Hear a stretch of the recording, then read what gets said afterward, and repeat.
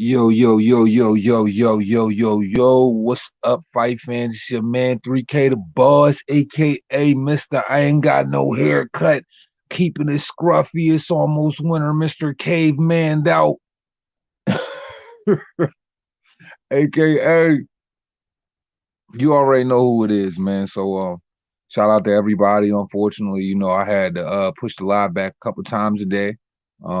Managed to catch it before the start time, so it was kind of last minute, but we here now, so let's do it. Let's do it. Wait for the room to fill up, and yeah, man. So let's get to the business, man. Hold on, let me adjust some shit real quick.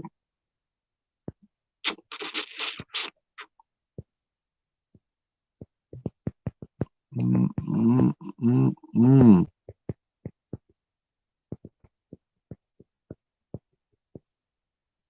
So shout out to all the Reapers. Um, Hopefully everybody doing good. Everybody alive and well and kicking. So yeah, man. Give it a couple more minutes, and I'm just gonna start.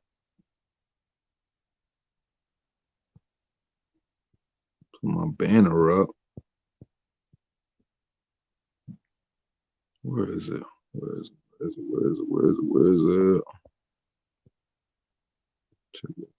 Ticket. Damn, I can't even find my own shit. Ah, there it is. All right, bet. All right, so basically, the title is pretty self-explanatory. I'm, here to ask the question. I mean, in November 20th, does Sean Porter stand a snowball's chance in hell? I'm sure if everybody's been watching and tuning in, y'all probably already know, I'm of the belief of it's gonna be 5-7, man. 5-7 and done. But Sean Porter's in the training harder than ever. He in the best shape of his life, been catching a lot of things on Fight Hype and, tuned into what he's been doing. And honestly, I think this is gonna be a real exciting fight though, because shit, man, if anybody caught what Terrence Crawford said on Fight Hype yesterday, he said them boys ain't friends. It's a whole different type of animal. You know what I mean? Like he all the way turned up. So what I'm getting from this is Bud is definitely going out here to make a statement. So Bud making a statement makes it really bad for Sean in every sense of the word. Because Bud, we already know he a dog. He got a mean streak. He ain't really one to, play around with his food. He goes straight to it. And I just don't know if Sean Porter's gonna be able to deal with, a very turned on Bud Crawford, who is literally getting out of his bed once for an opponent because he's finally getting an opponent that's basically, unfortunately, I should say, supposed to define who he is as a fighter. So I know for a fact that he's going out here to do this boy something serious, do him seriously bad. So yeah. So for all of those people who believe in Sean, I just need to know: do we got a snowball's chance in hell, or is Sean Porter gonna get found out, or is he gonna get stopped for the first time in his career? Miguel, salute. Joshua Lil John, salute. Yeah, man, it's been a minute, man. Appreciate you, brother. Appreciate you. Nick said he had to crash. Yeah, man. So at the end of the day, um, for me, I don't believe that Sean brings anything significant to the table that should make things hard on Bud. Shit, what are we about? What, we literally a month away at this point. Shit, a month. Yeah, man. For the first time in his career, I definitely see him getting stopped. This is the thing. Sean has been dropped before. Sean has been dropped before. We've seen him put on the canvas by a couple of individuals. Even AB was able to, put him on the canvas without effort. So, for a guy like Bud Crawford, what is he on? Like a 7 knockout streak right now? He on like a 7 knockout streak. I don't see I don't see Sean being able to walk out of the ring for that matter. I feel like it's going to be some smelling salts necessary to pick Sean up off the floor because, like I said, the fans have made it to the point to where it's going to be really bad for Sean, man. And I've seen Bud fight the style before. It's nothing new to him, and he made it look easy. So I feel like he's just gonna make it look easier with Sean. And Bud keeps a certain level of talent. He fights on par with with the level of talent pretty consistently. So like I just don't think that Sean Porter can bring anything that's gonna make a break. But yeah, Thurman got knocked down by Porter. Nah. Thurman knocked down Porter in the later rounds. I believe it was like in the last 4 rounds. I believe like it might have been in between like the 10th and the 8th and the 10th round. I believe he knocked him on his ass. You know what I'm saying? Worked him over pretty bad too. And I think Keith Thurman isn't as superior as a boxer as Bud. I think Bud I think Bud is probably one of the few fighters that can do everything equally as well. He like Bud could literally go out that joint, start the whole fight in southpaw, fight the whole fight in southpaw, and beat him like that. When usually we see Bud go out and fight, he just shows you how much he plays with people. He comes out, he'll start off the fight in southpaw, you know what I mean? And then as the later rounds pick up, when it's like, okay, enough is enough, let me get him up out of here. It's just like he turns on a switch and he just gets people out of there at will. That's what I'm saying. Like AB didn't even get up for that fight. AB was making a whole joke out of the promotion. He was making a whole joke out of Sean Porter. And AB, he a dude that's everything that he do is a status. You know what I'm saying? He's a fad type dude. So I'm pretty sure he was looking at Sean Porter like Sean Porter was a whole gump out there, man. Like he couldn't take like imagine if you consider yourself a fly dude, a charismatic dude, and you pull up to a press conference and you got Sean Porter across from you wearing them tacky ass suits. I don't think anybody would anybody with that state of mind be able to take dude serious for real. Thought he got a knockdown in the 10th round. Like the 8th or the 10th round, he got a knockdown. You sure? I'm gonna go back and watch it again. I thought he knocked him down too. I thought Keith Thurman scored a knockdown on him. AB scored a knockdown on him, and Errol Spence scored a knockdown on him.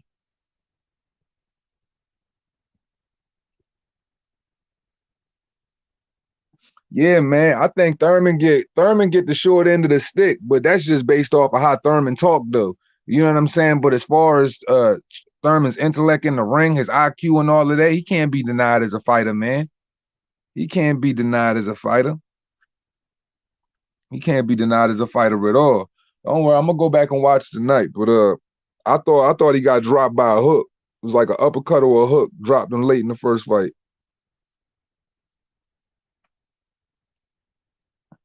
Yeah, Ugas dropped him too. A lot of people that touch Sean dropped him.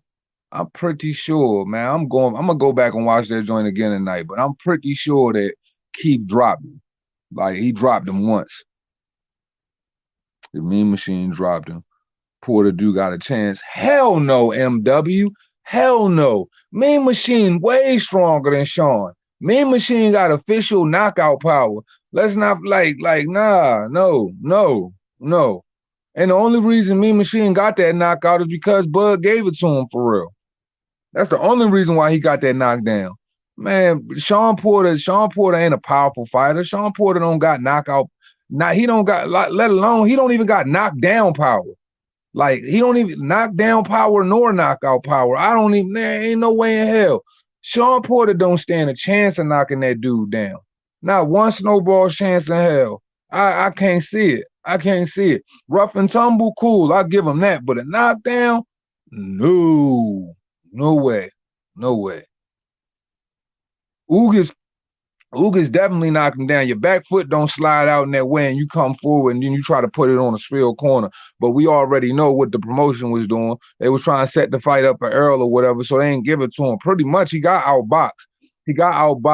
Ugas made Sean Porter do things that Sean Porter wouldn't normally do, which was he made him jump on the back foot, start moving lateral around the outside edges of the ring, and wasn't even really working his jab. He wasn't even really boxing. He was scooting, escaping, and trying to pretend like he looking pretty and brought another element of boxing to it. Now, I'm not saying that Sean Porter can't box. I believe this, Sean Porter's got elements to his game, but it's just like, bro, this is just a different level, man. It's just a different level. And it's just unfortunate to me how I feel as though how people who watch boxing, they done failed so far. It's just like, yo, I really don't think people know what they looking at no more. And for real, like let's be serious. When Floyd stopped boxing, Floyd last fight was 2014? 2014, right? Man of Day salute. Wasn't Floyd last fight in 2014? And if that's the case, we've had about what? We're going on 8 years since then. So, you know what I'm saying? It's almost been a decade in between the Floyd era and shit like that. Um, so I don't know, man. People real disconnected from what they see in the ring, man. But Sean Porter don't do it for me, dog. Like Sean Porter goes in there. It don't matter what fight Sean Porter in. I guess every fight Sean Porter in is supposed to look like a real good fight because the way he fights it, I don't know, man. Yeah, last real fight 2015, 2014. Yeah, I knew it was like 2014, 2015. You know what I'm saying? I be freestyling all this shit, no pads. So for me, man, I'm just like the fans done failed so far with what they've been able to with how they, view the sport to where it's just like, man, I just don't see how anybody could see Sean Porter as even being like a real threat for Bud. And I don't see why the public make it like this is the measuring stick for Bud's greatness. We talking about a lineal champion. We talking about a lineal lightweight champion. We talking about an undisputed world champion at 140 pounds, and we talking about the WBO world champion. And I'm just saying, if I look at all of the looks Bud Crawford's had, I don't see Sean Porter bringing anything different than what Felix Diaz brought to the table. And that's a hated on win, but that was a pretty decent win for Bud. So I just who think Porter's elite? Like that's the crazy shit. Why is Sean Porter elite? Somebody got to tell me why he's elite. You know what I'm saying? Like I don't know why people consider Sean Porter elite or what is it, man? Is it bodyguard tactics? Do they need or is it like a clamoring for people to want to see Bud look bad against Sean Porter so they could lend some type of credibility to the performance that Errol put on? Because Errol shot himself in the foot by saying he was the easy route and he realistically would have lost. He realistically lost that fight. You know what I mean? But shout out to the A side. Shout out to the A side. Nah, that's not something, no real fight fan was really counting for real, but you can't Nah. I was just like, I know you was being sarcastic. I was like real rap just agreeing with you and just segueing to the fact that for anybody to see Sean Porter as an elite fighter, I don't think people really know what if Sean Porter's an elite fighter, basically, no disrespect to anybody else, maybe you just ain't been around that long, but I don't think people know what an elite fighter looks like. I really don't. Like it's like a lot of dudes, like for real, like it's a lot of dudes who be running channels and shit like that. I don't think these dudes ever been in a fight in their life, and you can tell. You can tell by the way they predictions. You can tell by their predictions. You can tell how crazy they get when they bump their gums when it comes to you picking somebody that they would consider an underdog or not give somebody a chance. He said, no, he's a hell of a boxer / football player. Look, man, with Sean Porter, look, you might as well get ready to turn your head to the left or the right of the shoulder, man, so you can avoid all of them fucking cuts and them headbutts, man. I think Sean Porter go in there head first. His arms is real short.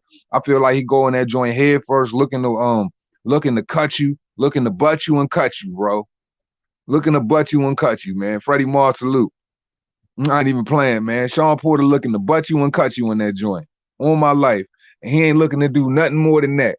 He gonna go forward, all gas, no break. He gonna smother all of the work. You're not gonna be able to see what he does good and what he does bad unless you really got a trained eye to be able to see through all of the smoke and mirrors. You're not really gonna see what Sean does good or does bad because he's smothering that shit like a goddamn like a nigga house on fire, B.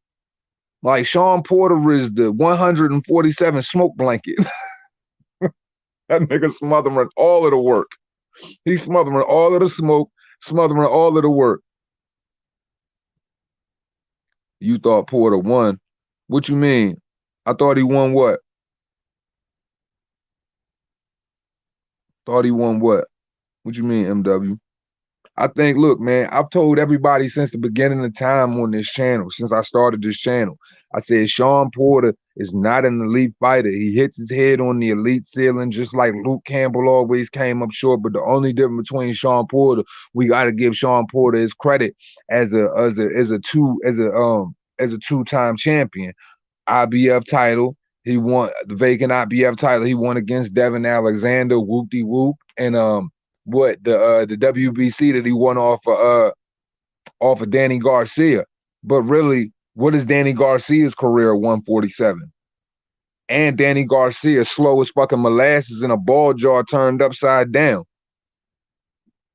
So it's like, for me, like I always told, I try to keep it as real and authentic with y'all as I possibly can. And it might come off and sound in the realm of disrespect how I talk about fighters, but I'm not being disrespectful, bro. I'm y'all niggas. If this live was a barbershop, my nigga, we all would be sharing, barbershop conversations. You feel me? So in my mind, I don't talk no differently than I would if I was with my niggas, because y'all just as much as, my homies is the people I communicate with. So for me, it's just honesty, bro. I don't know. I'm not here to be PC with it. So if I think you ass, I'm gonna say I think you ass. You feel me? If I think you mediocre, I'm gonna say I think you mediocre. If you straight just garbage truck juice, I'm gonna say you straight garbage truck juice. And I think that's more of what the boxing world really needs, is somebody that's just gonna be like, yo, stop the cap, bro. The nigga is garbage. Like, and I'm not saying Shawn Porter garbage, but when you talk about, okay, how it's like funny, right? Remember how all across the board, Bud Crawford was pound for pound #1. I'm talking about before this year, everything, it wasn't debatable. And even in a bunch of people conversations right now, it's still arguably pound for pound #1, even though I got Usyk there, and a lot of people's eyes. So how do we go from Bud Crawford being pound for pound #1 to his make it a, like, Shawn Porter is his make it a break him, make him a break him fight? That don't make no sense. You feel what I'm saying? You can't be a pound for pound #1 and then all of a sudden Shawn Porter makes or break you. How does that make fucking sense? Can somebody help me make sense of that shit? How do you go from being a top 3, top 5 pound for pound, no matter where you put him, he don't fall below 5, I don't think, on anybody's radar. How do you go from being a top 5 pound for pound fighter to Shawn Porter being, being your make it or break it fight? How does that work? Because if people realistically thought about the shit they were saying and the shit that they talk about, you would know that shit makes no sense. That's what I'm saying. Like, what has Shawn Porter done? What has he done to where it's like, this is Bud's definitive moment in boxing? Because like I said, Shawn Porter ran a tougher fight than Victor Postal. Shawn Porter not a tougher fight than Yuriorkis Gamboa. Shit, he might not even be a tougher fight than Ndongo or Ricky Burns. I'm just being honest, because Shawn Porter ain't never did shit. He beat 2 people who, like, you're not really going to, like, you're not going to think of these dudes' names 20, 30 years from now. No disrespect to them dudes, but come on, man. What is Danny got? Like, here's another thing too, right? Errol bought all the smoke. And this ain't like I'm not on the Errol Bash campaign. These are just the facts. Errol won all of the smoke. He don't want no tune-ups. He literally just put out a tweet, the other day, saying that he don't want no tune-ups. He want to go straight in the smoke, all unifications or whatever. Now, how is it that a nigga like Errol Spence can sit up there and say, I'm pound for pound #1, or I'm the best fighter in the welterweight division after coming back from an accident and beating Danny Garcia, when if anybody's a fight fan in here and really know anything about boxing, you would know that Danny Garcia has never beaten anybody at 147 pounds.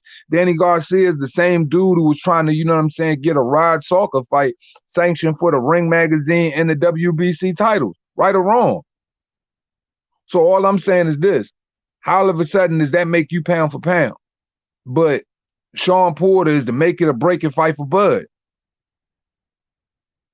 Like, I don't think people realistically like think about the shit that they say out of their mouth, man. I just try to like real spill. I just try to get people to identify with the stupid shit that they be saying. And then, you know what I'm saying, I get all of the smoke and static about it. Cool, I'm with all of the smoke. But at the end of the day, you know what I'm saying, when people come back to these playbacks and they listen to what the fuck I'm saying, all it does is make my channel that much more valid. Because when every prediction, I nail it on the head. When every time y'all think these dudes is top shot, and not saying y'all, but y'all know the usual suspects or the usual lies, as I like to put them. You know what I'm saying? When these dudes look bad and they got to eat crow and they don't want to fire up their live that night and all of that shit, when they come back to it, when all of them fans that doubted what I was saying and they come back to the program and they see that like, yo, this nigga Deuce was on all that shit. All it does is just, you know what I'm saying, just make my channel that much more credible. T-Pop, what's goody? Fah Fah. What's these delusional clowns saying now? Hey, man, you know, apparently, you know, all of a sudden, Errol Spence goes from the torn retina to being ready for no tune-ups and wanting all of the toughest fights in the world. But here's the thing: you cry out for Usyk, but you don't cry out for Terrence Porter though.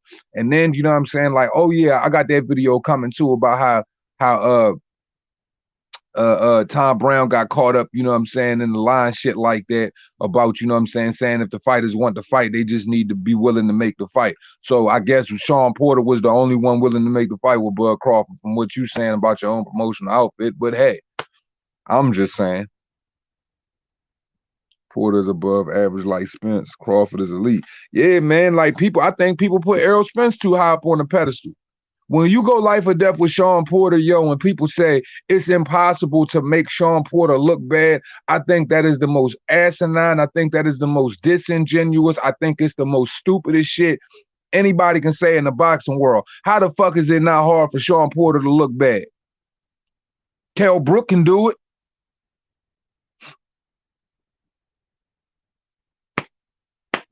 Did we not forget this the dude that lost to Kell Brook, man? Did we not forget that? This the dude that lost to Kell Brook, man. Mr. Chocolate Brownies, man. If Kell Brook can do it, what you think Bud gonna do? I'm just saying though. I'm just saying though, man. I'm just saying though. What they think Bud gonna do if Kell Brook can do it? Appreciate you, Joshua. You know what I'm saying? Hey, man, my respect. Look, man, I respect those who respect me, man. Look, I be telling people, man, because, like, dog, I got the tendency to make motherfuckers get real emotional, unsubscribing to my channel and all of that shit. But people got to understand, like, look, man, this boxing channel, I'm not here to, like, you know, try to fit your narratives. I'm just here to tell y'all what my truth is. And y'all supposed to tell me what y'all truth is. Nothing more, nothing less. And I ain't even here to get all on that. I'm gonna call it straight down and strike. Best way I can. I ain't here to do no hand holding. And those who, you know what I'm saying, get all in their feelings and get butt hurt when I say something about Canelo, Errol, or anybody else, hey, you come back when you grow some nuts. Come back when you grow some nuts. That's it. Because all I'm here to be is truthful with you about how I feel the sport of boxing is moving and how I feel like these fighters is really fighting. Because, see, that's the problem with y'all now. Y'all don't get no decent fight because y'all too busy conforming and lying to motherfuckers 24/7. The point is, there's a lot of trash in Terrence Crawford. Most recent opponents with Kell Brook and Amir Khan not being what they once was. I think a convincing win over Porter will silence a lot of Bud's critics. No, I disagree with that. And I just find it funny how people say that Kell Brook was so over the hill, but the fact that Kell Brook came off, I think, like a 3-win streak or some shit like that. Like I said, and I just spoke about this on like a live, and this not going against you. I'm just saying the narratives is not going to go nowhere. They're going to find something else to talk about. And then the shit that I'm saying to y'all now, that's going to be the shit. That's going to be the shit that niggas is going to be saying to y'all. That's going to be the shit that niggas is going to be saying to y'all after the fight. The shit I'm saying to y'all now. Sean Porter wasn't nothing but a B fighter at best anyway. I mean, shit, he just took a loss to Errol. He had only fought Sebastian Formella. Whoop-de, whoop-de, whoop-de, whoop-de, whoop. All that shit's going to sound like it's a menstrual cycle. You feel me?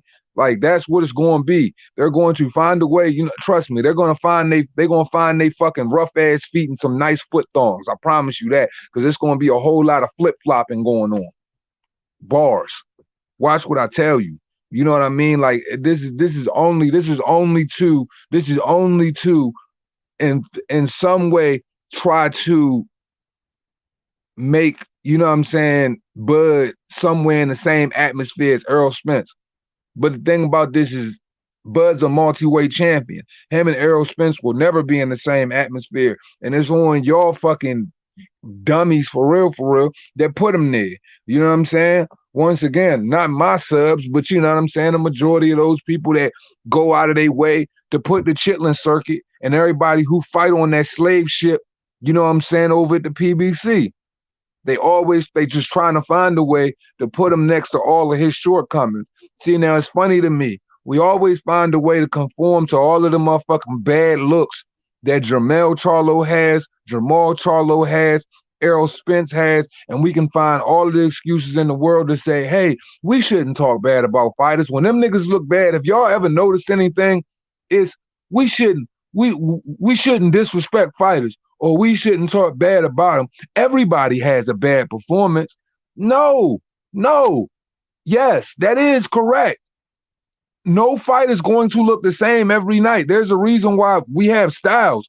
But here's the deal. When it come to them piggly wiggly ass fighters over there, that's the only time y'all want to save face for people's performances. But anybody else, it's not okay for them to look anything other than exceptionally great. And then even then, you will take an exceptional performance and still try to find a way to shit on it. He got wobbled in the fight.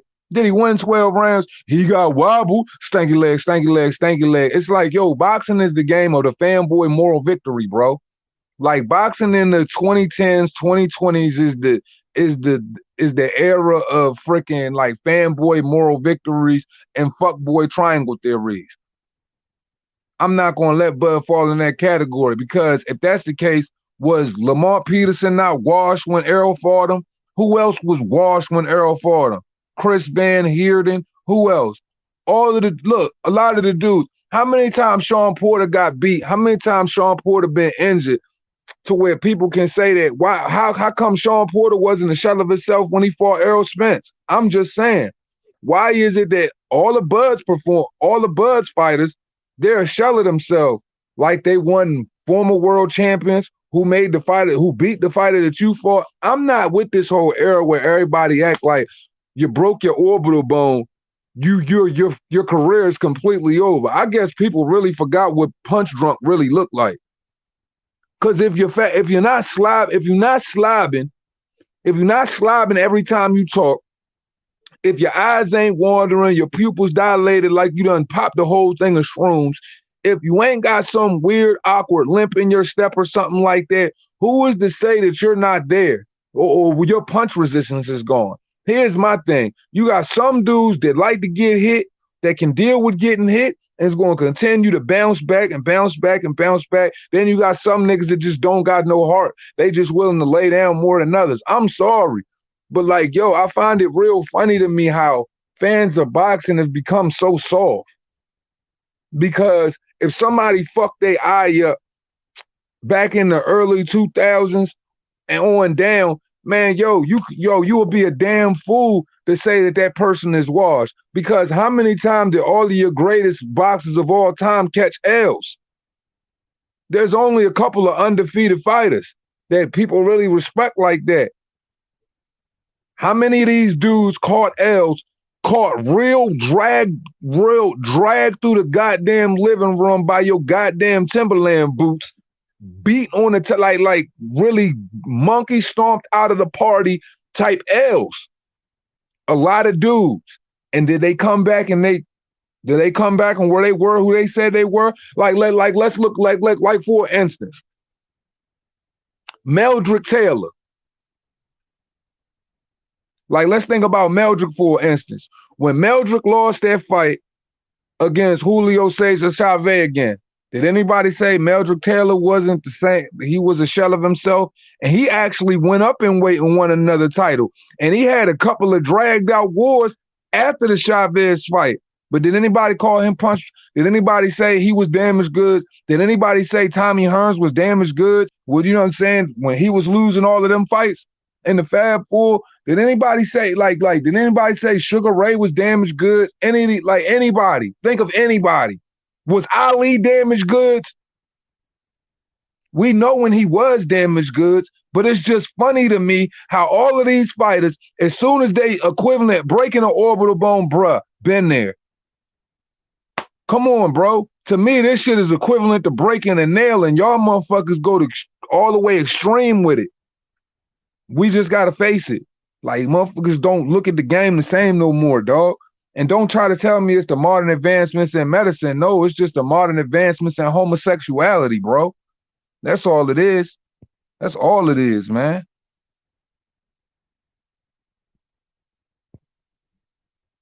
That's what I'm saying, bro. That's what I'm saying. So for me, it's just like I'm disconnected. I'm disconnected, bro. I'm disconnected. You know what I'm saying? Like, yo, how do the fans know when your time is up? You want to know how these dudes sit up there and say that this person ain't who he said he was or whatever. Basically, it's not even about having these dudes just being beat to the point to where they just damage goods anymore. You got to be able to differentiate the dude that's just going to lay down for a paycheck to the dude that's really coming out here to be great. Because I don't watch dudes like shit. I mean, man, come on, man. What fight was it, man? Shit. I don't want to think of. I don't want to say it off the top of my head. Well, either way, I don't watch plenty of guys who done caught plenty of L's. Some of my favorite fighters of all time, and them niggas jump right back on the horse. And then nobody sit up there and say them niggas was damaged goods to the points of no repair. The only time these talk points come out, they come out based on whose platform you on. Now, am I sitting here? Now, is that to say what I'm saying to exalt Kell Brook or to put whoever else like they at the top of the tops? Nah, but I'm just saying when you done reach the top of whatever, you know, I'm not going to be dismissive of that and just be like, oh, well, shit, Bud got a hold of him. So, you know what I'm saying? He wasn't who he said he was based off of this or based off of that. Nah, man, when Bud get a hold of everybody, he make them niggas look regular. Regular. He ain't making Kell Brook look no different than he make any of the freshest fighters he fought look. It's just like, yo, let's go ahead and erase. Let's go ahead and erase all of the accomplishments and let's look at Terrence Crawford as the fighter at 147 pounds. And if we just going to do that, I mean, still, that fighter at 147 pounds took on the Jeff Horn and nobody at the PBC wanted to fight. And the one Manny Pacquiao was going life or death with. And we know what Terrence did to him. How many times did Manny Pacquiao get knocked the fuck out? How many? How many? Let's not act like Manny Pacquiao ain't lose a bunch of fights out this joint, wasn't face down, ass up. Was Manny Pacquiao damaged goods? I believe people was betting money on Manny Pacquiao and all of the wars he been in to beat a very rough and tumble Errol Spence. Man, I just don't understand how it makes sense, bruh. I just don't understand how it makes sense. And I just don't understand how people like really like don't know how stupid they sound. I'm confused. I'm confused. Everybody's damaged goods now. That's what it is, man. Motherfuckers is just soft. That's just all it is. And they don't want to admit it. Because if it was based off of anybody being damaged off performance once again, then all of your greatest fighters was all washed then. All of the greatest fighters of all time, they would all be horrible as fuck. They would, there would be nothing to talk about after the first loss, right? Because in this era, boxing is based off of undefeated records and is based off of you can't be tested. Like this era of boxing isn't based off being tested, and that's the problem. Like when people lose sight of that, you lose sight of what's what, because we already are losing sight of what real competition look like, because I have to have this conversation right here. Go ahead. Go ahead. I'll donate. Go ahead. I'll donate. Hell nah, Hagler never got his ass whooped. And I believe who was it? Wasn't it Juan Rodin? I believe Juan Rodin was the only person to knock him down. The Argentinian dude. I think the Argentinian dude was the only person to even knock Hagler down. Hagler probably got, you know what I'm saying, top 3 beard, if not the number 1 the best beard in boxing. And yo, that's you making a I'm glad you said that. Shout out to Kevin Knight. I'm glad you said that, because for real, this ain't about Sean winning or losing to me. This about a payday. This about a payday. So when y'all see him get stopped, because look, I'm not of the belief that all of these other fanboys and all of these other weird channels are, bro. I'm not of the belief. And yeah, Mugabe was Mugabe his last fight? Mugabe was either his last fight or his second to last fight too. Mugabe like that too. But I'm just saying, I'm not of the belief what these other fans are the belief of. You feel me? So it's like, for me to say that Sean Porter is only coming in this shit to get a payday, and when they see him get his ass knocked the fuck out, everybody gonna have the Macaulay Culkin face or shit, or the Scream Mask face. You know what I mean? People gonna be like, like everybody gonna be like, oh, Sean, you know what I'm saying, when he do knock him out. And yeah, let me go ahead and make this very clear too. When Bud knocks this dude out, cause it's coming, you can't switch the narrative and try to sit up there and say that he was washed, he went in there to lay down, or nothing like that. Y'all goofy motherfuckers got to keep that same energy y'all had before before Sean went into this fight. Because he was a poo-putt before the fight, he's just going to be a poo-putt after the fight too. So don't sit up there and act like it was, you know what I'm saying, it was Sean this or Sean that, or Sean disappointed y'all or whatever. Nah, y'all got to keep that same energy. Keep that same energy when he stopped him. Because I can sit up there and say that I think he laying down for a payday. He going in there to get knocked out for a payday. I can say that because it's the best amount of dollars he's ever got paid in his career. And he never wanted to entertain this fight before that. So let's not sit up there and act like, for me, that is, and for people who are of that belief, that Sean ain't doing anything more than probably going in there to lay down, dog, because he ain't going in there to give it his all. I can promise you that. I can promise you that. What's good, Boom? What's good with the bro? I can promise you that. I can promise you that. Don't be surprised if he don't go in there and he give it his all. Or, you know, better yet, y'all should just believe that he gave it his all. Y'all should, for those who believe that he gave it his all, and I'm just going to be of the same opinion that I was before the fight and after the fight. Because this ain't nothing more than a payday. You want payday. You want payday. I'm going to mix that joint up. You want payday. You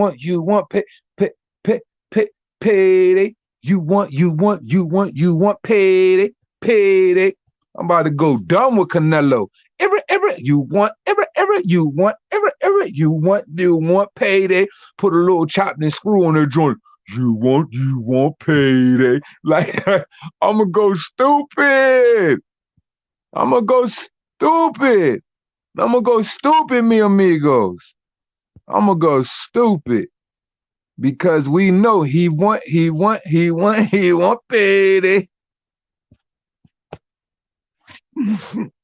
He want payday. That's it. And I ain't talking about the candy bar either, man.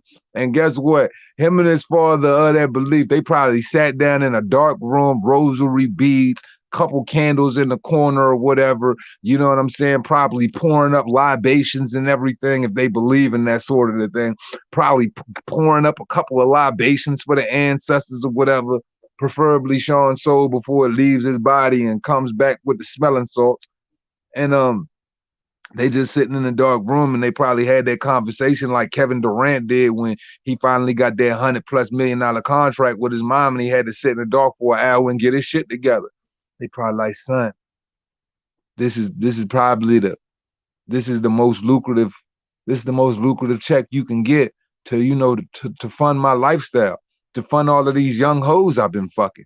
You know what I'm saying? Not in those words. Come on, man, we gotta take it. Even if you get knocked the fuck out, son, I love you, son. I'm telling you, watch, and I'm going to chop up Sean Porter before, like right when, you know what I'm saying, before the fight, they do their prayer routine, and after the fight, when they do their prayer routines. And I promise you, Sean Porter Pops is going to hug that motherfucker like he's never hugged him before the entirety of his life. The entirety of his life. Mark my words. You going to see the longest fucking romantic fucking like father and son fucking romance. You're going to see the longest goddamn hug and prayer you've ever seen out of the entirety of Sean Porter's career. Watch what I tell you. Watch what I tell you, man. Duce don't be making this shit up, man. When I be saying this shit, it be sounding funny and it be sounding fucked up, but I be dead ass serious. And y'all know that shit. I'm telling you. I'm telling you. All this fight does for Bud Crawford, all of this fight does for Bud Crawford is it makes people avoid him more. What more can I say? What more can I say? It's just going to make people avoid him more.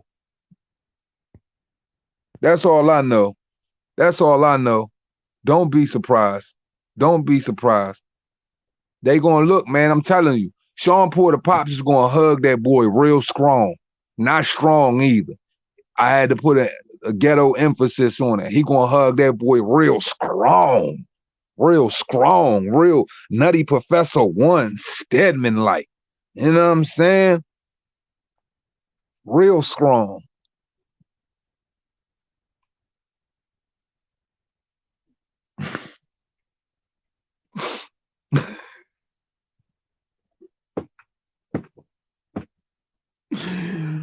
Get ready, man. Get ready. Get ready. He's going to get, look, I'm telling y'all, I'm chopping the Gotti, I'm chopping the video, fam. And I'm going to watch how Sean act before every other fight and watch how they act before he go into this fight. Yo, you know how Lil Sean is too. You know how he walks to the ring and shit. He going to have his hands in front of him and shit like he walking to the fucking ring like he's shackled and shit. Basically what I'm saying, and he's coming in a submissive state of mind. Like he's already willing to lay down. Like, cause he already knows, man. Like you can come out here with all the heart in the world and you can try to go hard, or you can walk out there like you got 2 shackles on your wrist and just get ready to lay down. Cause you gonna get laid down. You gonna get laid down and you gonna go to sleep real good. He got a Sealy Posturepedic in this fist and he got a Sleep Number mattress in this fist. My God. Watch for the Crawford got Spence leftover narratives. Bro, we've been highlighting these things, boom. I put that link in there for you too, by the way. We've been highlighting these things since the beginning of time. That's why, and look, everybody who been with Reaper Game Radio already know when we go back, when we go back and look at any of my old videos, I told, why y'all think I prepared y'all for this shit last year? I've been preparing y'all for this shit for over a year. And that's why it shouldn't be foreign to anybody to think like, you know, that they're going to come out of there talking that Sean was already beat. He went through life and death with Errol. And I'm just like, really, did he? Because the only thing that went life and death with Errol Spence was motherfucking Sean Porter's testicles in that fight.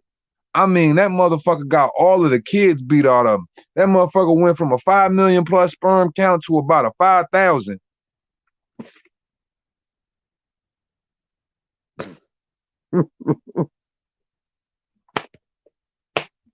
The only thing, look, man, Sean Porter had to see a doctor who specializes in the groin area because the only thing that went life or death with Errol Spence in that fight was Sean Porter's nuts. I mean that shit. Sean Porter gonna be flinching all the time, every time now after the Crawford fight, like Red from Friday, bro. He gonna be like Smokey, motherfucking sweating in the chicken coop and shit, begging for his motherfucking mama to get him. Look, man, look, I'm telling you, Sean Porter is probably not gonna talk to his daddy after this fight. Here's another thing too, man. When have y'all ever seen Sean Porter come to the press conference with no shirt on, man? I don't believe they was weighing in that day. I don't believe that they were weighing in that day. Since when did Sean Porter just leave his whole fucking, when did Sean Porter just leave a whole 3 layers of his wardrobe at the house and comes out in a goddamn vest and a kangaroo hat, showing every bit of his goddamn taco meat? Since when did Sean Porter leave the house without 3 layers of his wardrobe? That nigga was missing like 5 shirts.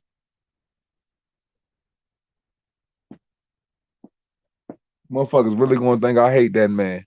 That man was missing like 5 shirts, man. I'm just looking for somebody who can tell me when did Sean Porter leave his shirt at home, man. When did Sean Porter come to press conferences with his poking his chest out, wearing little brown vests and shit like that? That's the first time in Sean Porter's career he's ever had on one solid color that matched from the top to bottom. Most of the time he got some whole different type clown shit going on. This man had he had on one solid color. He ain't have no shirt on, like full on taco meat out. I'm just saying, I've never seen this type of Sean Porter before. So what that tells me is this, bro. You trying to act like you tough. Oh, you like on Boys in the Hood. Oh, you think you tough. You think you tough, huh? You think you tough, huh? You trying to show that little, you trying to get on your Wolverine shit, huh? You doing it real big, huh? Doing it real big.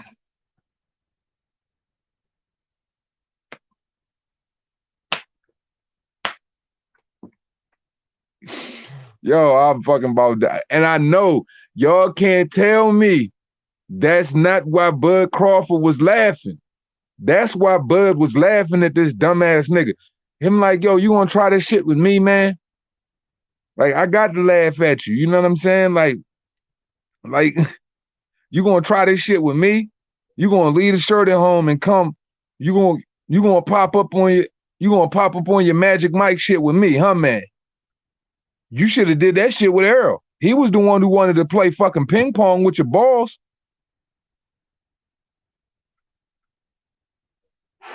Man, I could do this shit all night for real, man.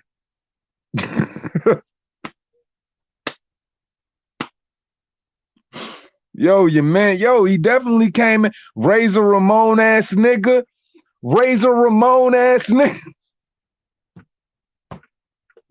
Am I the only ones who got NWO Razor Ramon vibes? The only thing Sean Porter was missing was some slick back pimp shit going to about his shoulders and a goddamn toothpick. Tell me I'm lying. Tell me I'm lying. Tell me I'm lying. For real though. For real though. Yo, Boone, I'm trying to tell you, Slim. Trying to tell you. That's when he knew right there that this shit ain't nothing but a check. He getting ready. Look, that's Tijuana. That's Tijuana Mama Sean right there. That's Sean. Sean already got the wife and the baby packed up. He already got them packed up. Look, people don't know this, but Sean Porter been packed up ever since they, you know what I'm saying? Ever since they ordered the fight, he done had his wife and them packed up. He like, look, we're gonna go on vacation, private villa on the little island, not the big island, private villa on the little island. You know what I'm saying? Private beach, because I don't need everybody to see all this fucking swelling, man. That's Sean about to have the type of swelling that you cannot rock in the States, that eyeglasses can't hide. Because if he tried to put the sunglasses on, yo, Niggas gonna be trying to figure out why he wearing them joints on the top of his forehead, why he can't pull them joints over his forehead. Sean Porter can't pull his sunglasses over his forehead because the hematomas is too serious on his cranium. So he really, so his son, so the sunglasses are monitoring and concealing the hematomas up here. So when he go to the beach and shit like that, this nigga got, oh man.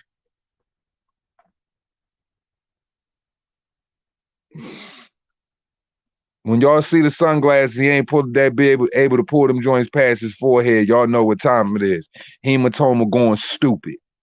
Hematoma's going stupid.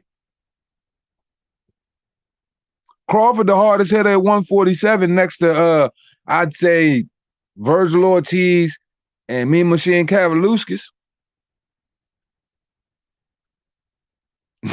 Trying to tell you, man. I'm trying to tell you. Yo, I'm like, look, bro, I really be fighting. Like I really be fighting like that. Like not anymore. I'm a fucking whole adult. You know what I'm saying? But like I really used to really fight like that all the time. So I'm telling you, tendencies mean something, man. So when you see a nigga who always come to every press conference's shirt on, now he coming shirt off.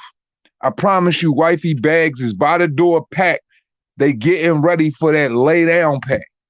They getting ready for that lay down pay. Then the bad thing is the vacation gonna be fucked up because he think he's gonna be able to walk out of that shit and able to go out in the public with his girl. The way he don't understand, Bud really is gonna beat the shit out of him. Like, and he ain't beating the shit out of him on behalf of, it's like a lack of respect for Sean Porter. Nah, it ain't even that. Bud Crawford beats the shit out of everybody, but he's got to beat the shit out of him 20 times worse because he got to make a movie out of him to shut up all of the bullshit narrative. So Bernie, Red, Bo, and all of them boys, like, yo, they really coming in there to beat the shit out of him. So all of the taco meat in the world isn't going to make nobody a believer, dog. I'm just saying. If you've never done it before, why do it now? I guess he trying to show off that new brolic 5'7" look. I guess he think that's what a tough guy's supposed to look like on the PBC side of the street. I mean, realistically, we don't know. We've only seen Wilder and his headphones on when it comes to that. I mean, unless you want to think about him, like we only seen Wilder with his headphones on and shit like that.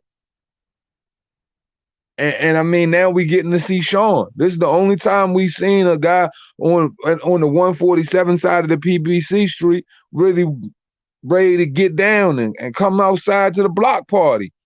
So if this is what that look like, man, we don't believe you. You need more people, man. He's like, yo, and Bud mind, he could go out there and shut this dude out 12 rounds to zip Gotti, and that shit don't mean nothing to him. You know what I'm saying? Yo, it would mean nothing to him to shut him out 12 rounds to nothing. Bud could do that easy. Bud could knock him out easy too. But Bud really want to beat the shit out of him. So I'm thinking like the first 4 to 5 rounds is going to be just an assault like you've never seen before. Or he's realistically going to try to knock him out in 3. Or the first 5 rounds is going to be so dramatic, they're going to be so bad that he's just softening them up for the 6th round, the 6th or 7th round. He's not going to let it drift past. He's not going to let it drift past 8. I promise you that. He is on a fucking mission to knock him out, all on behalf of what these sissies be talking about, man. All on behalf of what these sissies be talking about. And all of y'all favorite boxing channels, watch how they be in my DMs after they do all of this dick riding they be doing and all of that stuff. And they're going to be, once again, you right, bro. But I don't be outing people. I don't get no success out of that. I don't get no benefit out of that. That shit bitches do. I don't key cars. I punch niggas in the mouth. So, you know what I'm saying? We're going to let these outcomes and these results punch these niggas in the mouth. Man, boom, he gonna slump this boy something bad, man. Right, see this shit in HD, man. I don't know how it's looking, no boom, man. I don't know how it's looking, bruh. Might not be able to make it out that joint, man. You know what I'm saying? I don't know if Mob told you, man. My motherfucking hot water heater went up, man. That shit $2,500, dog. 2,500 fucking dollars. And you know what I'm saying? I just had to cop 2 mobile units and the motherfucking the rent on the fucking shop and shit like that. So I'm at like 10 bands right now. So I don't even know if I'm gonna be able to make it to the fight because the way a nigga bread looking right now, that 2,500 took from my Vegas trip. Like for real. It was either 2,500 to go towards Vegas and or it was 2,500 to go towards Vegas and stunt and go all out, or you know what I'm saying. And now that my hot water heater done went up because the niggas just finding out that joints from like 1980s. Now nigga just might not be making it to the fight at all. But if I ain't there, man, y'all niggas hold that shit down, B.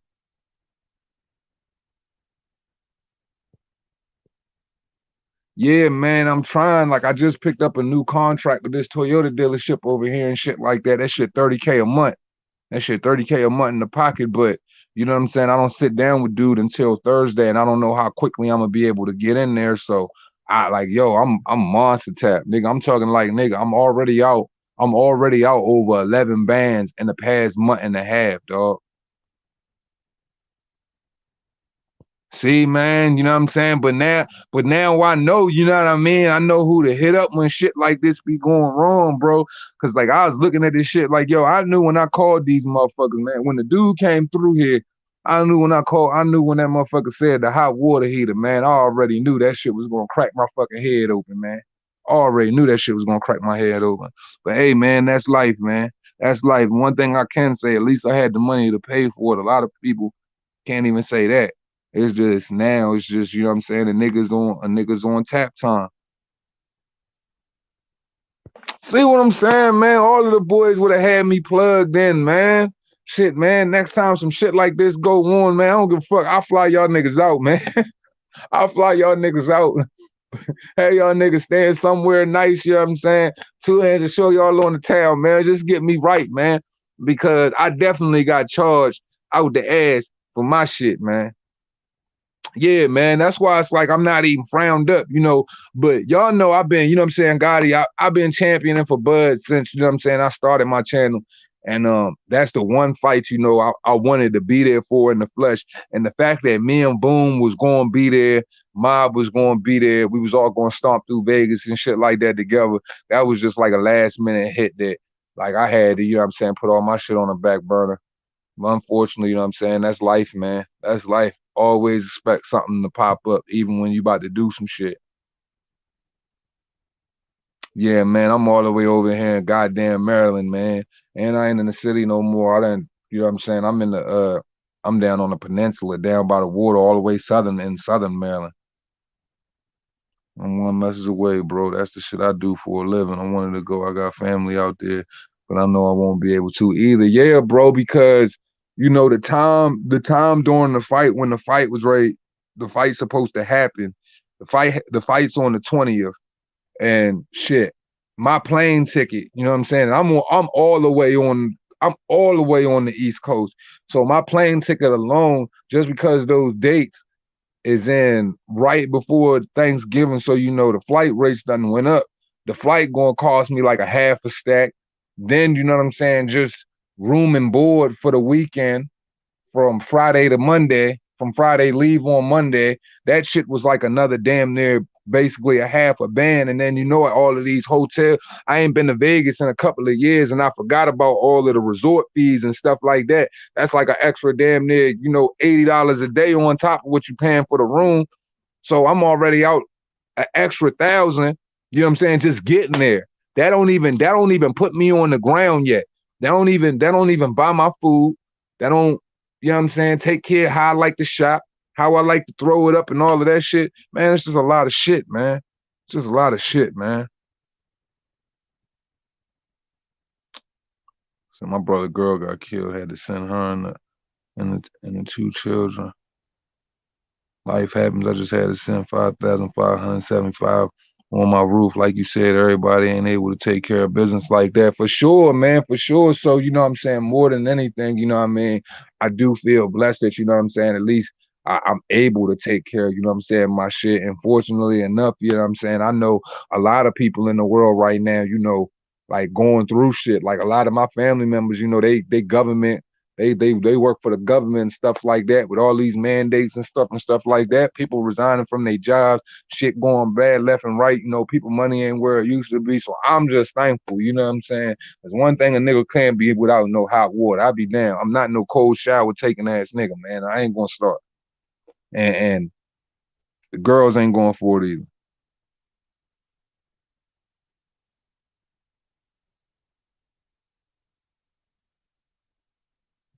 So at the end of the day, you know, the fact that I get my own money and I don't have to answer to nobody for it, you know, that's a blessing that I don't have to be under some of them kind of restraints as other people. Cause man, shit hard out here right now for everybody, man. So you know what I'm saying? I'm even, you know what I'm saying? I'm even stoked at the fact that I even had it to be able to put together to even say that I was even gonna be there. You know what I mean? So hey man, it is what it is. I feel you 100%. We're making up for it with the Red Sox and Yankees at Fenway. Hell yeah, that's a good look too. Fenway, that's a beautiful freaking ballpark too, man. Oh, for sure. I'm definitely gonna be around. Definitely gonna be around. Dragon Leg salute. Yeah, man. So I'm really looking forward to this one, man. And like I said, man, Sean Porter's on a crash course with that man Fist. And it's just unfortunate that it has to be Sean. You know, Sean's a good guy, but like I told y'all before, Sean Porter is the premier boxing champion, 147-pound Kevlar vest. Like he's the dude. Like, okay, y'all seen the movie New Jack City, and y'all know when Nino Brown like turned into a real life piece of shit in the movie, try to pick up the little girl and use her for a shield so he wouldn't get shot or whatever. Like that's how Al Heyman uses Sean Porter. Sean Porter is the little girl at the wedding that gets thrown in front to catch all of the bullets for those who don't have the heart to catch them themselves. And it speaks and it says a lot about Sean Porter because he never had the promotional push. He never was the most marketable guy. So it says a lot about his heart that he willing to go through all of that to continuously time, you know what I mean, to try to be champion time and time again. But like, yo, and here's another thing. How don't dudes recognize this stuff, man? Like, why don't dudes recognize when, yo, like you realistically being used? Your own promotional outfit doesn't see you. They never even saw you becoming a champion for real. Like you just always supposed to be the little tryhard. So it's just like really confusing for me how these guys are in those situations and for as smart as they claim to be, they don't recognize it. Because if I'm a fighter and I saw, you know what I'm saying, like my promoters and them using me like that, I'm not entertaining the bullshit. I don't even want no parts of that promotional outfit. Martin Ramos was goody. Oh yeah, Dragon Leg. I got the boy Bud knocking him out. Um, it all depends on how you want to do it. Cause I got Bud doing this shit at will, fam. I got Bud knocking him out. My early prediction was round 5. Then I started switching from 5 to 7 because it gets started like Bud based on how if he wants to come out on southpaw, he gets started a little bit late. He likes to, you know what I'm saying, see everything and then just turn all the way up. But I got Bud coming straight out the gate orthodox, applying a lot of pressure with a lot of great boxing, hitting him with everything that he got because I think that Bud's going to want to put on the best performance and to make a monster statement like he's never made one before. But all of his fights are statements, but this is the statement based on all of the, you know, the chatty patties and the stuff and the narratives they try to create around his greatness. So I just feel like also two hands, y'all have different laws for HVAC than we do in Oklahoma as well. Oh, okay, cool. But yeah, I just feel like Bud Crawford is definitely going out of his way to make more of a statement out of this situation based on the fact of all of the shit that people done put in the air. So if Bud if Bud's greatness is dictated off of how he treats Sean Porter, then compare Sean Porter to a fucking a housewife in the early 1900s, and she brings some cold grits to the fucking table.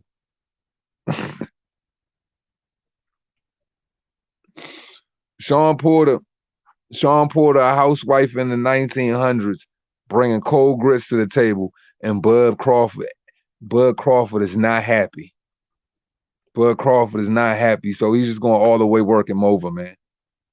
This is going to be the kind of work, and Bud Crawford's timing is so deceptive, quick, and vicious, and the pop behind it is so, whew, like I just see that this is going to be a recipe for disaster. Or you're going to see Sean like this every time he go down. Like in any other fight, he get knocked down. Then he's going to be rushing forward, and then you just going to see this nigga hand go up like this, and then his body hit the floor. Yeah, nobody even gonna know how it got there. It happened so fast. He's just gonna be on the goddamn floor. Wayne Henny salute. What's good with the bro? Bud don't get going until second, third. Most of the time, he measures and sets his pace. Exactly. That's why I started, to switch the trajectory of my pick around, 5 to 7. But then I started thinking about how, the talk points around this shit got him so pissed off. He's like, I've never seen Bud so happy to beat somebody up in my entire life. Like, this isn't Bud going for undisputed. Like, have y'all noticed that? Like, Bud Crawford is treating this like he's getting all 4 belts or something like that. Like, I've never seen this type of determination. I ain't seen him turned on like this for a fight in a minute. He always turned on. But the way he's turned on for this one is kind of freaking me out a little bit. Like for real. Like, it's really freaking me out because the prospect of what he's gonna do to Sean kind of shakes me up a little bit for real. And I ain't got a soft bone in my body for no boxer. But I just know the beast that is Bud Crawford. I know how he turns it on. And to see this man just as equally as excited for this as he would be for being an undisputed world champion, man, dude. Cold grits, man, before the Great Depression, man. Cold grits right before the Great Depression hit, B. So y'all know what he gonna do to wifey. Boom, boom, boom, boom, boom, boom. But you see, but watch, yo. But watch this too. Watch this too. Sean Porter might be so scared after he get touched by Bud, because Bud gonna catch him. Bud gonna touch him cleaner than anybody was able to touch him in his career. Bud gonna know how to touch him real clean.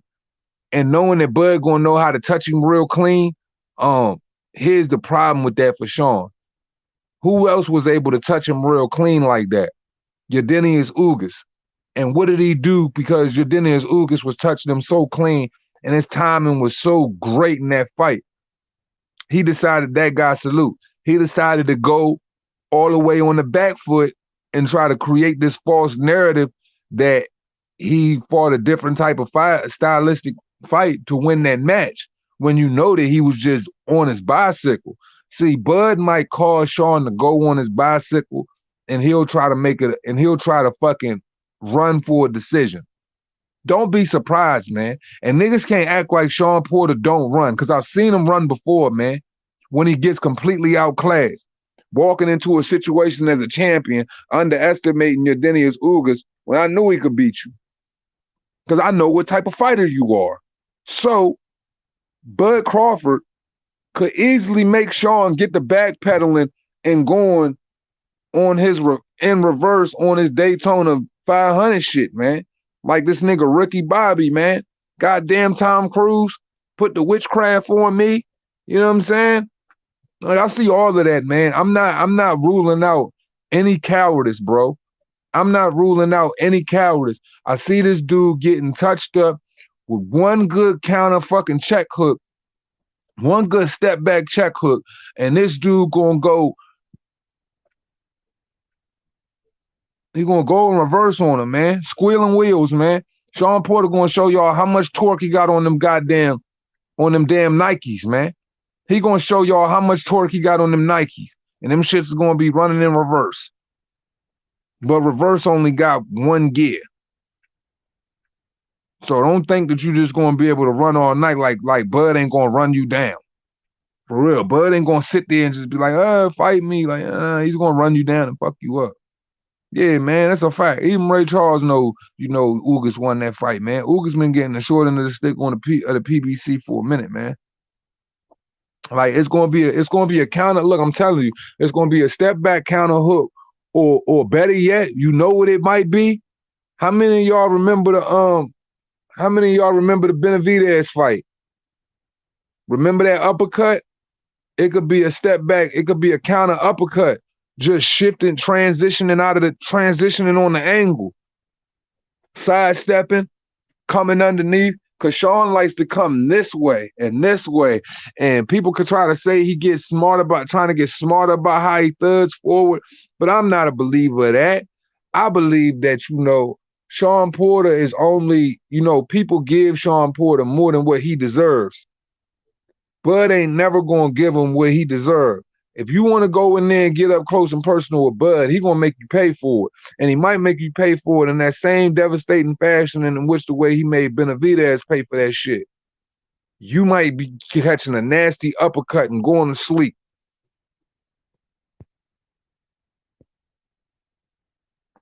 Yeah, man, like Bud see his punches clearly, man. And I'm like, okay, Ugas saw the clear path to victory very easily, and it had exceptional clarity on just on his offensive prowess and how clean the punches were coming for him that night. It was just like Ugas didn't necessarily like rush into the fight. He let the fight come to him. And D-Town, salute. What's good with the bro? James Jameson, salute. It's one of those things to where it's like with Sean Porter, he'll easily walk into a bait and switch kind of trap. He does it all the time. It's just other fighters are limited to the point to where they can't catch him on, you know what I'm saying? They can't catch him with the bait and switch tactics. See, now with a guy like Bud, Sean will run right into that shit. And I think Sean's excitement might kill him. It might kill him. Bruce and Bud will be the last man standing in welterweight. And shit, man, don't leave out Gary Antoine Russell, man. Don't leave out Gary Antoine Russell. And a lot of people don't know this, but Gary Antoine Russell, he undefeated against Boots in the amateurs, man. And he knocking everything out up there too. Like Gary Antoine, you know what I'm saying? He the special Russell boy, man. He got that pop with him. Rachel, appreciate you. See you next time, sweetie. I just think that, man, this is gonna be one of them things to where I go back to this shit and I chop up some of my own footage and I throw it up with what happens after the fight, and I just make people relive all of the stupid shit they thought that was going to take place in this fight. And I'm really going to it's going to be like volume 1, like How Dare You, Reaper Gang Radio, the How Dare You series or some shit like that. And I'm gonna have a little girl, the little Asperger's girl and shit like that. She gonna be saying how dare you and shit. Little Greta saved the world, whatever her last name is. Greta saved the ocean, saved the world chick. Have her saying, how dare you? The whole time as I go through all of the narratives that people spill about just this whole situation, man. Yeah, man, he running it up at 140, dog, and he, like, yo, I can't like honestly, I can't wait till you know what I'm saying, like Devin and T.O. move up to 140. I can't wait till you know what I'm saying, Gary Antoine go up to 147. I just, man, I'm looking forward to all of this shit, man, because there's a lot of talent in those areas where it's like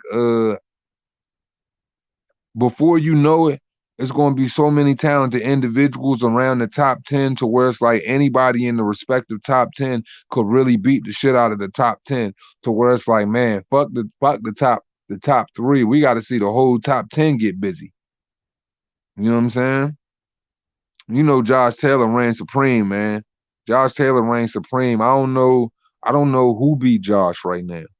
Like Josh got to be beaten for me to like for somebody to prove it. Like the only person I saw beating Josh was Bud. Um, and if it ain't Bud, then I don't know who beats that dude right now. Cause that, you know what I'm saying? Triple T got dog in him too. And you can measure that shit on the level of what Bud Crawford and the skill set and all of that shit is equally up to par. Equally up to par. There ain't nothing, man. Look, man, what Calzaghe was to Roy Jones and Bernard Hopkins and Eubanks and everybody else at that time is exactly what Josh Taylor is like right now. That shit make any sense to y'all?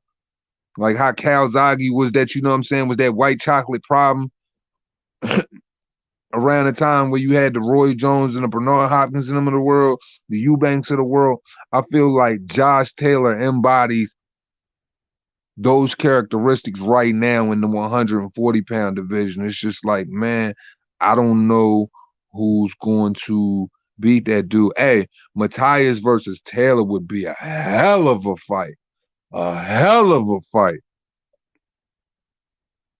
Like it's a like yo, that's a mega event too, man. To see Taylor versus Crawford, like man, it's just like yo, like I would just have to like honestly, man, I would have to lay my boxing brain down and just had to be a fan with y'all, man. And we just gonna have to talk because I ain't got no prediction for that one. I really don't. I really don't. I really don't. I like Josh Taylor, man. Josh Taylor is what the sport need. It's like Josh Taylor do what Josh Taylor does on a consistent basis outside of the ring, what Shakur Stevenson was doing prematurely with Jamel. He's got that type of dog in him and that type of disrespect to go along with the skill set to have your wife mad, your mama hate him, your daughters and your sons think he's the fucking boogeyman up underneath in your fucking closet, got you scared to go to sleep without your night light at night, and just have, you know what I'm saying, like, and just completely own and dismantle his opponents, man. Like I just think Taylor just he brings a whole different element of savagery to the sport right now. If this was Braveheart, like yo, he the final scene. Like he the lad. He's the war cry. He's the war cry before Mel Gibson and them niggas go out and battle and set that shit off.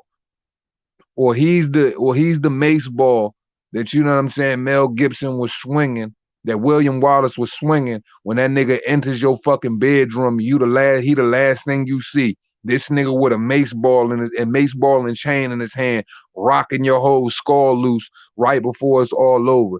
He's the nightmare, the dude that you really don't want a problem with. And he's answered every fucking question you could think of. Like I don't know one question Josh Taylor has not answered. He's answered all of the questions. So it's like respectfully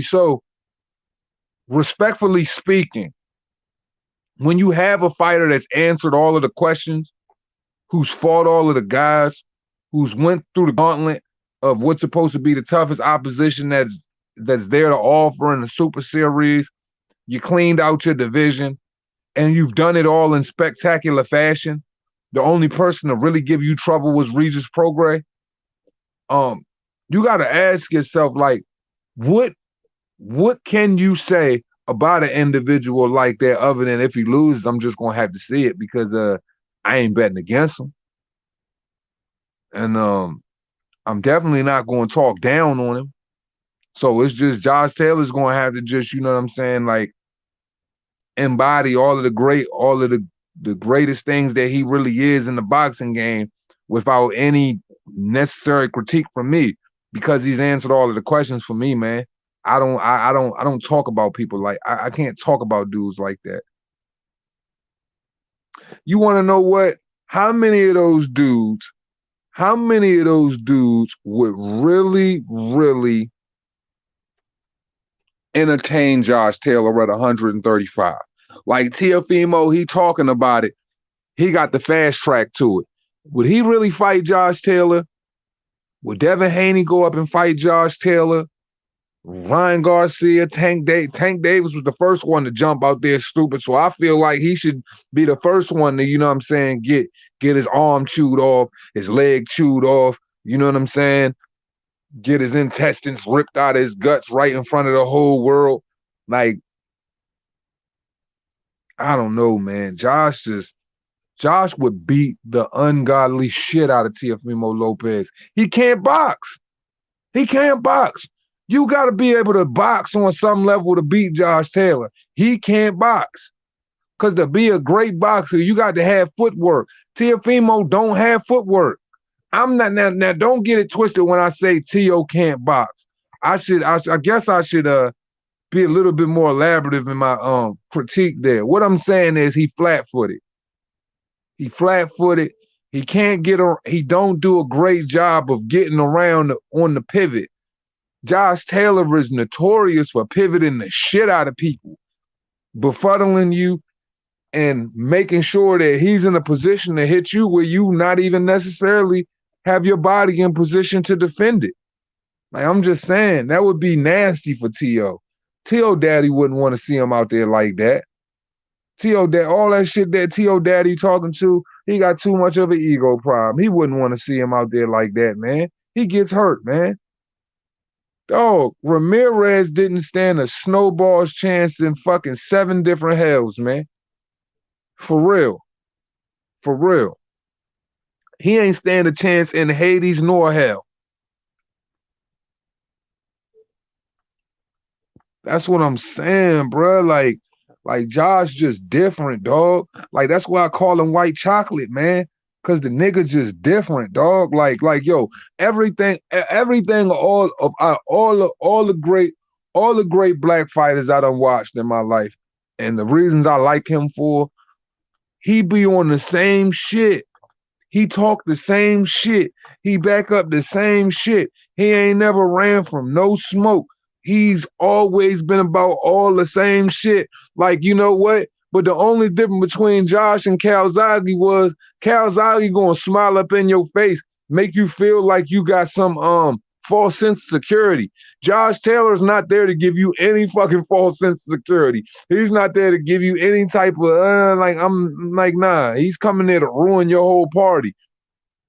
Joe Calzaghe will walk you in a false sense of security. Like, he be smiling in your face. If you fight me, you will lose. Like, there ain't none of that, man.